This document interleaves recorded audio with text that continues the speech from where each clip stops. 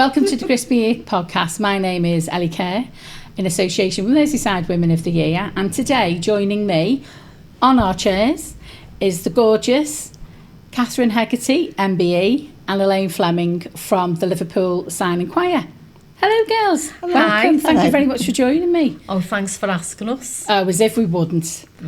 As if we wouldn't. Now, this isn't probably going to go out till a bit later on, but we've just had Merseyside Women of the Year because it's June. And you very kindly brought the choir. There was not a dry eye in the house. Oh, that's what we like, isn't it, Elaine? Well, that's it. We really enjoyed. The choir absolutely loved being up on stage. Oh, they were fabulous. And what we like most of all is the audience participation. That's fabulous. Everybody loved it. It really did. Now, Catherine, you were our first winner, dare I say it, 15 years ago in 2010. Yeah. Where's those 15 years gone? I don't know. And do you know what? It just seems like 5 minutes ago. Doesn't it? It really does. And I so did not expect that. I really didn't. But I didn't only just, like, I got an amazing award of Woman of the Year. I actually won my category as well. Oh, wow. So I had two. And when I brought the award along, I said to Elaine, Elaine, have I brought the right one? Remember the other Yeah, day? we did. I was like, oh my God. we did not have a picture of you with it. Yeah, So I must we've have got just one now hid. for posterity. Yeah, that's So- it. That can go on the board every year now. That was the very first time, obviously, we'd done it. So we moved it to the Hilton then in 2010. Yeah. And the thing I love about, so my collective now for all the Women of the Years is the Womanses. And what I love about you all is that you're all out there doing it. You're still doing it. So tell us what it is. I mean, obviously with the Liverpool Signing Choir. So tell us about both of you and how that fits in and what you do with the Liverpool Signing Choir. Over to Elaine. Okay, so Catherine's the one with the big mouth. She won't mind me saying that. No, you know. No, she won't. She is. Big gob She's and the one, curly the hair. big gob and the curly hair. That's how she says. I do. I'm the one that does behind the scenes.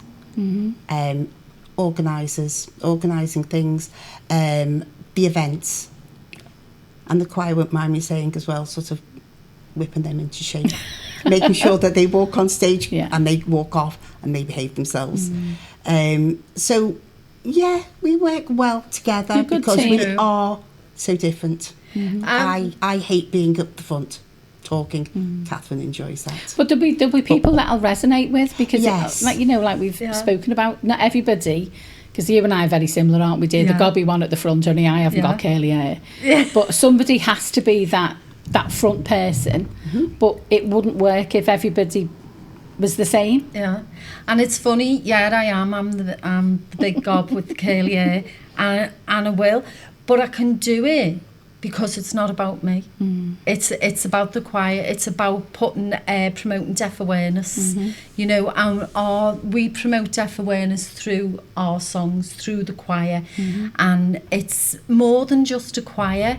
It's everything. It's a lifeline for some people. And when 15 years ago, it was just the youth choir, wasn't it? It was just children. 16 years ago. Oh my goodness, 16 years ago. And that's only with the Liverpool Signing Choir. I've actually been going before that, but we launched the Liverpool Signing Choir 16 years ago. And it was just children. And what made you launch it? What made you launch it? Well, I work in a school. I'm a communicator for deaf children. And the children, although they were included in classes outside of school, socially they were excluded. And through no fault of anybody other than the children came in taxis from school. So they had PAs with them, bringing them to school because parents were out at the local school with their siblings, taking them. You know what it's like when you're in school and you meet at all the parents meet at the gate, don't they? And Johnny can come for tea. Oh, do you want to have a sleepover? So-and-so's having a party. Our kids had none of that.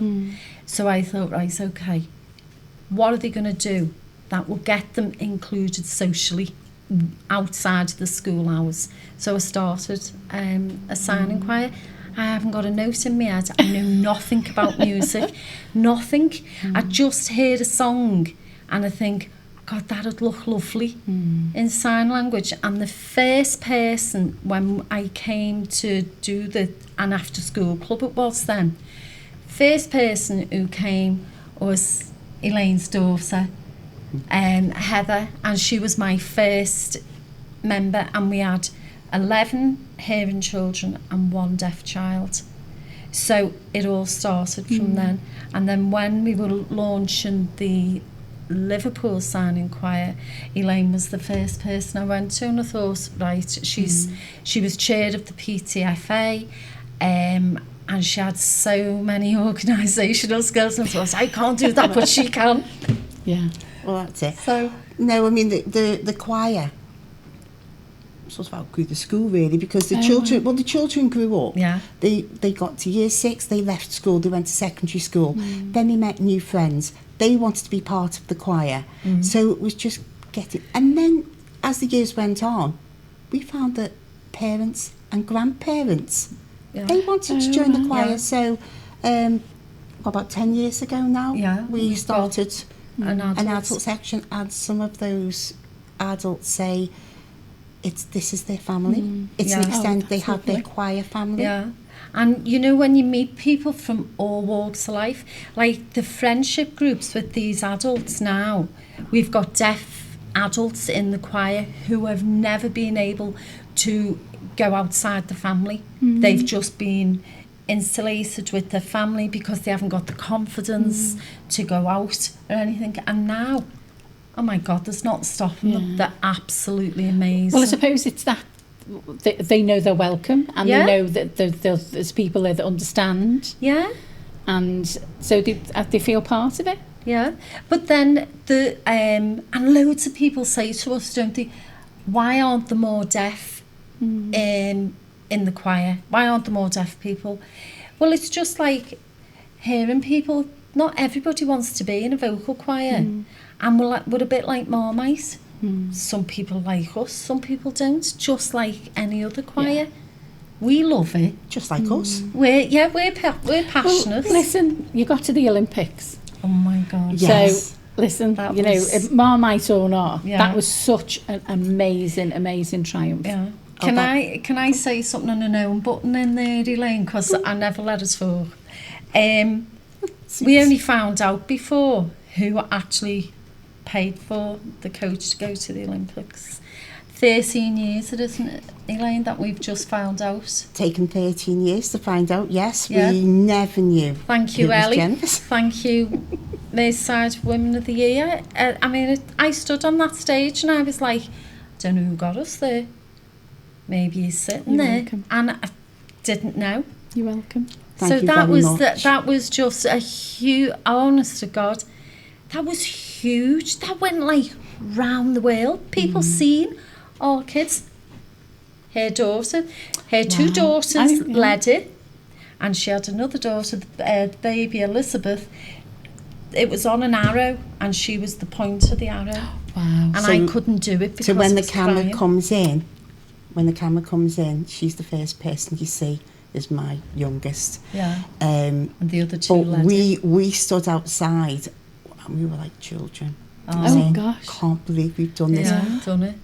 I turned to speak to Catherine, and Annie Lennox was standing next to her, and my jaw dropped, and I was like, I can't believe it.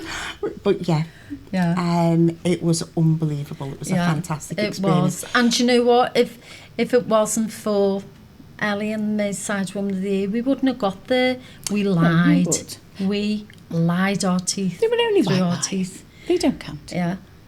Saying that we had everything, didn't we? Oh, yeah, you told a few little white lies. Loads. Have you got the money for it? Yes, we've got that. Yes, we can do anything. Yeah.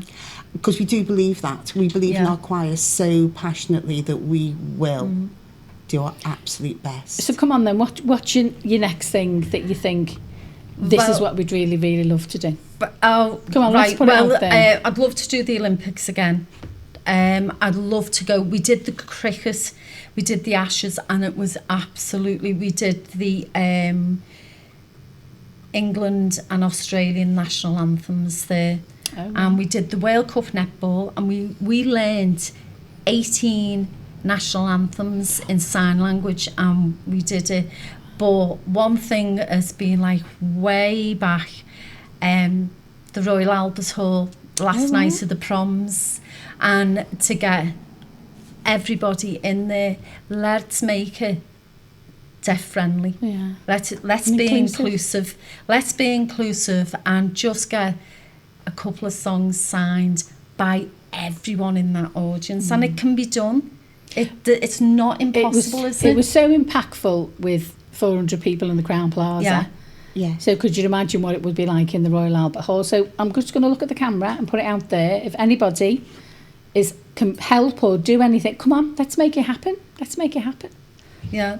Make a lot also within our city. You know, when if there's events in the city, make them more inclusive. You know, if there's carol concerts coming up, that people will be organising carol concerts and things like that in now. June. Yeah. Yeah, but they do. But they do. You know, we've had emails to say, you know, about December. Make them more inclusive. You know, it doesn't all have to be about the hearing community.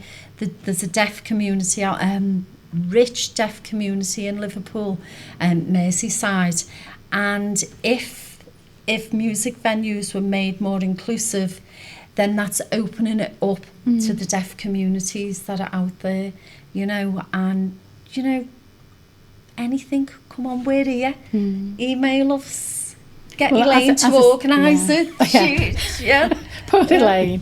But That's as I say, it's that team thing, isn't it? It It's is. that team thing. And as I say, it doesn't work with one person being a particular way or another person being another way. One of the things that we do on this podcast is that I say women need 4 things. They need a network, information, money and self-belief. So I'm going to ask you individually. It can be one. Some people have picked all of them. Which one of those 4 things, or which of those 4 things resonates with you, Elaine?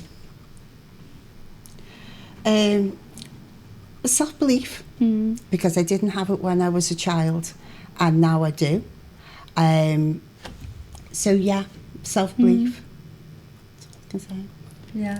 It took a long while for me to believe in myself and believe that I could do things. Because why me? But other people have that confidence in me. So yeah, I think self-belief. I have self-belief now Brilliant. that I didn't have growing up. Yeah. And is that because you were told? I had things happen to me at school which knocked my confidence completely. But as I've grown up, things that have happened in my adult life, and I have passed this on to my children. I've got the 4 girls, and they say, you can do anything that you put your mind to, and have self-belief and self-confidence. And I've brought up 4 very independent girls. Wow. So you've done your job well there then. Hopefully. Because I didn't have it growing up. Catherine? I think a bit of self-belief as well. I think maybe it could be like our generation, you know, because I didn't have it when I was younger. I've always been loud, but I never ever believed in myself till I got older. And then I thought, you know what, I can do that. I can do it. And my mother always said to me, never ever wait for anyone. If you wait for someone, you'll never do it. No. Just go out, and if you need to do it on your own, go and do it on your own. So, and I will do stuff on my own. Doesn't bother me. So, yeah, it's like that Honey song, isn't it? I believe I can, I believe I will. And so, and I've instilled that into my kids as well. But, yeah.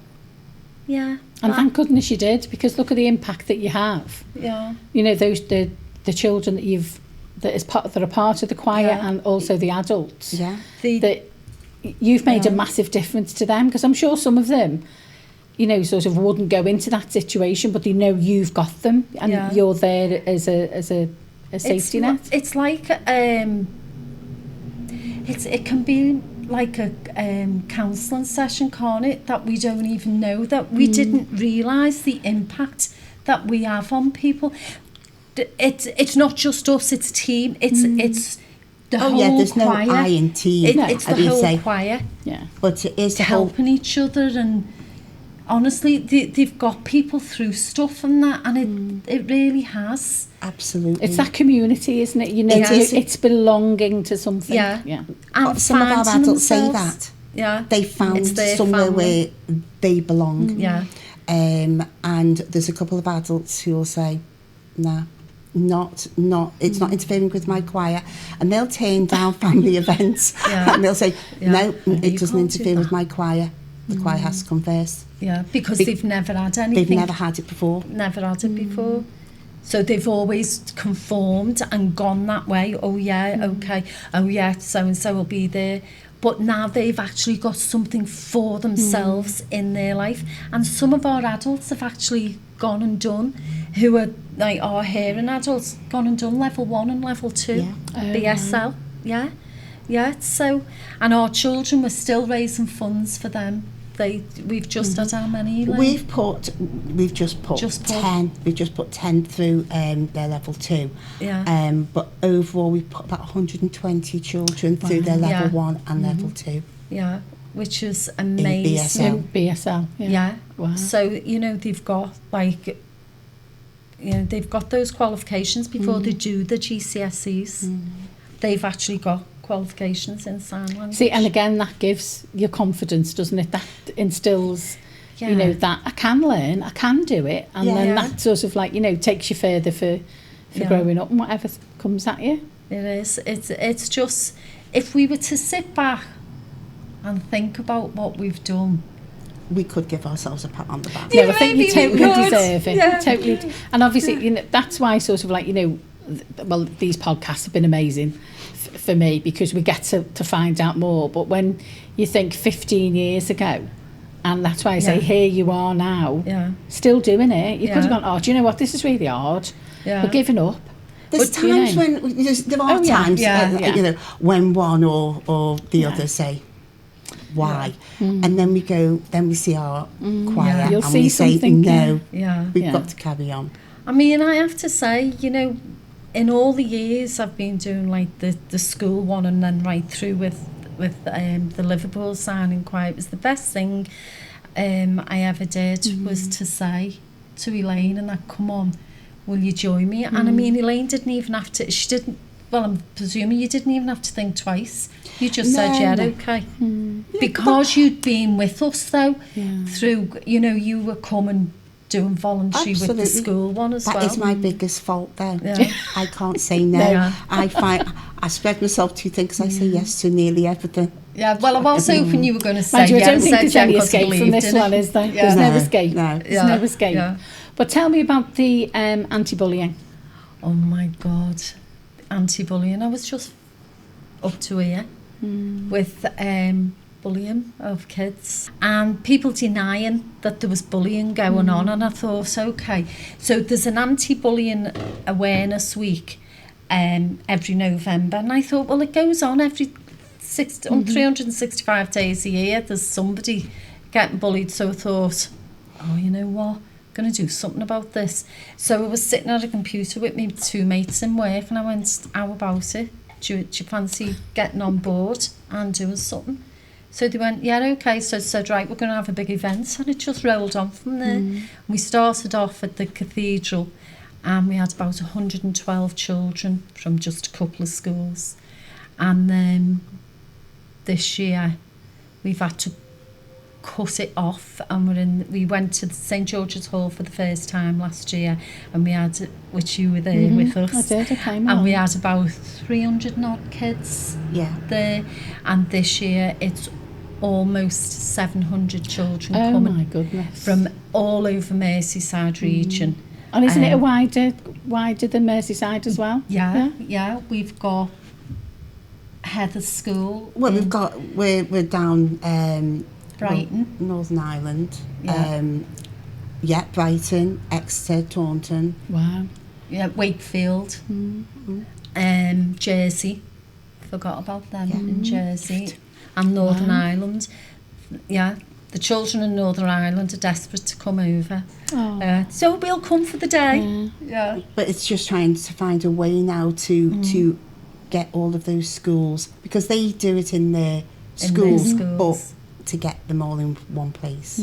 But as I was saying before, wouldn't it be great if we had, like, in all the different boroughs, to launch the anti-bullying in all the different boroughs, and then in November all come together, even though they are all coming together, but I'd love to launch it in the different boroughs and across still the all LCR come region, together. the local city, the Liverpool City region. So if anybody's out there that wants to speak to me about it and fund us, give me funding for 3 years, and I'll give you 110%, and it will get bigger. We'd love to do it nationally, wouldn't we? Oh, definitely. Yeah. Sadly, it's so prevalent, isn't it? Which is a very icky reason for it to, but I think if you sort of like, that day was just so uplifting. And so it also that the children realise that it's not okay to be, and they don't have to take it. Yeah, well, the children have written, some of them have written their experiences down. That was very moving. Yeah, and we don't ask the children, we never put a name to their writing, we never put the school's name, and we ask adults to read it out. And you know what? We never edit. If a child has put what, as in WO2, O2, that's it.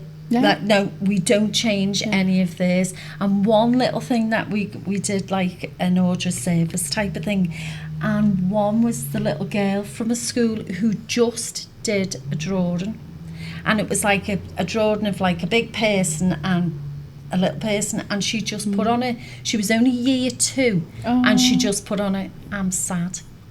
Oh my God, when it broke my heart just to see that. And so you shouldn't know what that is at year 2. No, should you? no. And it's just, and you know what?